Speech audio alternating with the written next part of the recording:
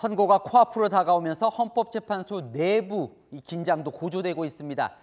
결과가 이미 정해진 것으로 알려지면서 이 철통 보완을 위해 재판관들은 사실상 외부 활동을 중단했습니다. 평의실엔 도청 방지 장치까지 달렸습니다. 김정근 기자입니다. 차에서 내려 헌법재판소로 출근하는 헌법재판관들. 출근과 동시에 철통 보완 속에 업무가 시작됩니다. 재판관들은 거의 매일 평의를 열어 결정문을 가다듬고 있는데 평의를 하는 헌재 본관 3층 회의실에는 도청 방지 장치가 가동되고 있습니다. 재판관들의 집무실에도 평의실에 준하는 보안 장비가 설치됩니다. 평의 내용이 외부로 새어나가 탄핵 심판 결론이 미리 알려질 가능성을 원천 봉쇄하는 겁니다. 재판관들은 점심 식사도 가급적 헌재 밖으로 나가지 않고 지하 구내식당에서 간단히 해결하고 있습니다. 식사 때도 심판 결과를 암시 예상할 수 있는 대화는 일절하지 않습니다. 경조사를 비롯해 외부와의 접촉을 최대한 끊고 헌재와 자택을 오가는 사실상 단절된 생활이 모레 선고일까지 이어지게 됩니다. 퇴근길도 출근길처럼 경호 인력이 동행해 외부인의 재판관 접촉 시도를 차단합니다. 재판관을 돕는 헌재 연구관들에게도 결정문 작성을 쟁점별로 쪼개서 맡기는 방식으로 선고 당일까지 탄핵 심판 결과를 알 수 없게 합니다. 채널A 뉴스 김정근입니다. 4일 오전 11시 대통령 탄핵 심판 결과는 생중계로 선고가 되죠. 주문, 이 사건 심판 청구를 기각한다. 주문, 피청구인 대통령 박근혜를 파면한다. 모두가 숨죽이며 기다릴 인용 혹은 기각 결정. 생중계 땐 늘 결정문의 맨 나중에 낭독이 됐습니다. 김지윤 기자입니다. 지난달 한덕수 국무총리 탄핵심판 선고날 문영배 헌법재판소장 권한대행은 결론부터 밝히고 그 이유를 설명했습니다. 먼저 주문을 선고하고 주문, 이 사건 심판 청구를 기각한다. 헌재는 재판관 만장일치가 아니면 결론을 담은 주문을 먼저 읽고 만장일치면 가장 마지막에 주문을 읽는 관행이 있는데 인용 1명, 기각 5명, 각하 2명으로 갈린 한 총리 재판도 이를 따른 겁니다.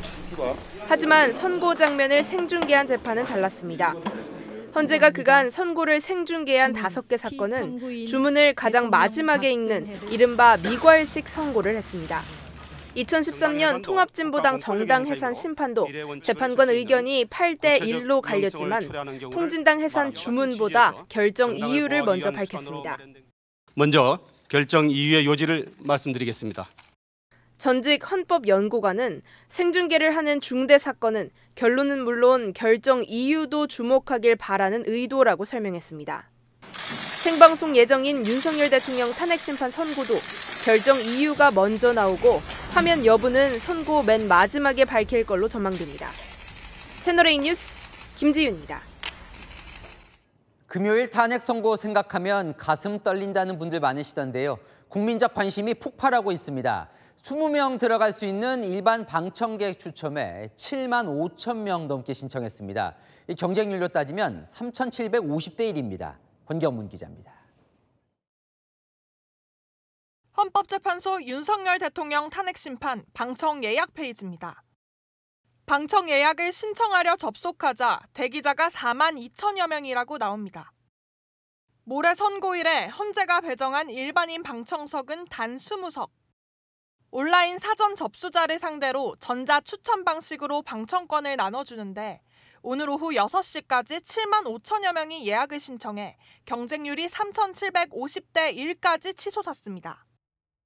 과거 노무현 전 대통령 탄핵심판 방청 경쟁률인 20대 1, 박근혜 전 대통령 때의 800대 1을 훌쩍 뛰어넘어 역대 최고 경쟁률을 기록한 겁니다.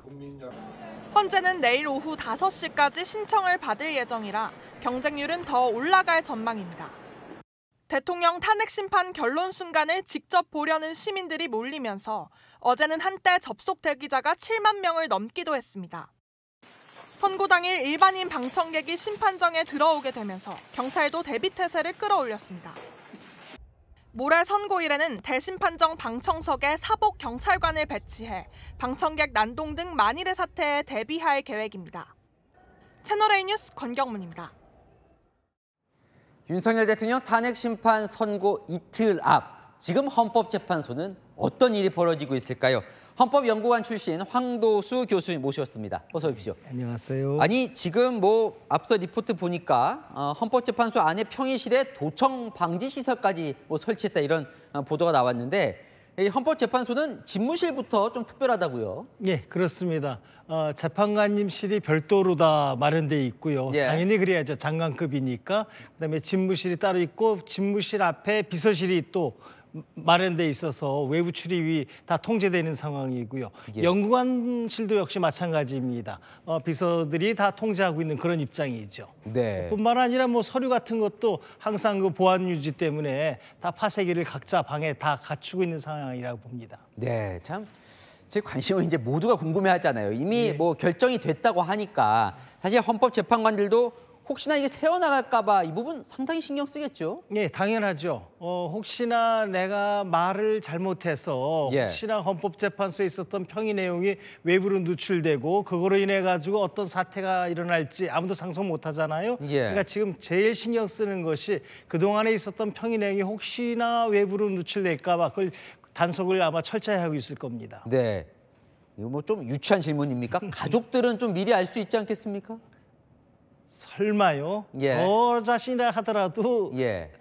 집사람한테도 얘기 안 할 것 같은데 아, 미안하다고 그럴 것 같아요. 네. 그러니까 이게 유출이 되면 재판관들은 큰일 난다고 생각을 하는 거죠. 그렇죠. 이게 누출이 되면은 어떤 결과가 가져오냐면 이 심판 대상 자체가 예. 국가 최고 권력자들의 문제를 다루는 곳이 헌법재판소이기 때문에 예. 언제 어떤 형태든지 저한테 로비가 들어올 수도 있고 예. 나의 생각을 바꾸기 위해서 어떤 형태가 들어올지 아무도 예상을 못한단 말이에요. 예. 모르는 상태가 가장 안전한 상태다 이렇게 볼 수 있습니다. 그럼 헌법재판관 앞서 리포트 보니까 뭔가 외부 활동도 잘 하지 않는다. 예.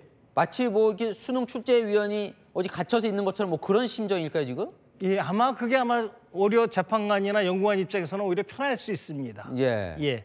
육체적으로는 불편하겠죠. 아무래도 식사도 외부에서 예. 자유롭게 못하고 그렇지만 심리적으로나 또 국가의 어떤 중대사를 앞에 놓고 나서 오히려 그것이 안정적이고 대국민 서비스의 가장 적당한 방법 아닌가 이렇게 생각됩니다. 지금 교수님도 헌법연구관을 지내셨잖아요. 예. 연구관들은 모릅니까? 연구관들도 변론을? 모른다고 봐야죠. 왜냐하면은 연구관들이 연구 보고서를 준비하는 건 맞습니다. 예. 그다음에 모든 쟁점에 관해서 있을 수 있는 모든 가능성을 다 보고서로 작성하죠. 예. 또 학설이 나뉠 경우에는 뭐 판례는 어떻고 A 학설은 어떻고 B 학설은 어떻고 예. 이런 거에 따라서 결론이 어떻게 바뀝니다. 이런 모든 내용들이 연구 보고서로 작성되는 건 맞지만 그 뒤에 이 연구 보고서를 들고서 재판관님들이 어떤 내용의 평의를 하는지 어떤 대화 예. 내용이 가는지는 아무도 모르고요. 예. 단 여기서 평의가 어느 정도 형성되면은 그 다음에 결정문을 작성한단 말이에요. 그렇죠. 그게 궁금해요. 예, 결정문 작성할 때 연구관들이 이렇게 들어오잖아요. 도와줄 수 있죠. 그렇죠. 예, 재판관님이 이런 경우에 이 부분에 관해서 뭐 인용 결정문을 좀 준비해 봐라. 예. 인용이라면 어떻게 쓸 것인지 또 연구 보고서 중에 이 부분 중심으로 해서 결정문을 써봐라. 기각이라면 어떻게 써봐라라고 이제 말씀을 하시게 되면 그때 연구관들이 이제 결정문을 초안을 작성하게 되죠. 예. 작성할 때 그때 이런 결정문이 있을 수도 있겠구나까지는 생각하지만 지금과 같은 사안에서 예. 어떤 재판관이 어떤 결정을 할지 어떤 심증을 굳히고 있는지는 아무도 모른다. 예. 라고 이런 상태라고 보면 되죠. 아니 그런데 지금 40시간 정도 남았는데 헌법재판관들 사실 잡혀놓은 일정도 있을 거 아니에요. 그런 그렇죠. 것들도 지금 이제 외부 활동, 경조사도 있을 거고. 예. 그런 것도 다 일때는 삼가는 분위기. 아마 재판관님들 아마 나서지 않을 겁니다. 두문불출 가만히 계실 거고요. 예. 그리고 재판관님들 자신도 상대 재판관이 어떤 결정, 심증을 가지고 있는지 아마 속으로만 알 수 있을 예. 뿐 무엇인지 결론은 모르는 상태다. 왜냐하면은요, 평의를 충분히 했다 하더라도 이 상태가 어떤 상태냐면 딱 하나만 남겨둔 상태예요. 네. 마지막으로 어떤 결정을 할지는 그 선고기일 직전에 있는 마지막 평의 시간에 우리가 결정하기로 한다. 아마 이렇게 결정했을 거로 보여지고요. 예. 그때 마지막 제가 볼 때 11시에 선고니까 예. 10시쯤 평의 그렇군요. 시간이 아마 잡혔을 거고요. 그때 마지막으로 이제 재판관님들마다 이제 말석 재판관님부터 이제 나는 인용이다 또 기각이다 이렇게 하면서 그러면 8분의 의견이 합쳐지면은 이제 법정 의견이 나오겠죠. 알겠습니다. 예, 이렇게 될 겁니다. 헌법재판소에서 한 번도 유출된 적 없습니까? 미리? 결과가? 예전에 있었죠. 있었어요. 예, 경험이 있으니까 더더욱 이런 보완이 철저해진 건데요. 그렇군요. 예전에는 미리 판결문이 준비돼 있고 또 판결도 다 준비돼 있으니까 예. 이게 이제 어떻게 하다 보니까 외부로 나가고 심지어는 당사자가 불리한 재판을 받느니 네. 취하해버리기도 하겠다 해서 취하까지 들어온 적이 있단 말이에요. 그렇군요. 그 이후에 헌법재판소는 보안에 관해서 굉장히 철두철미하다 이렇게 보시면 됩니다. 네, 잘 들었습니다. 지금까지 황도수 교수와 이야기 나눠봤습니다. 나와주셔서 감사합니다.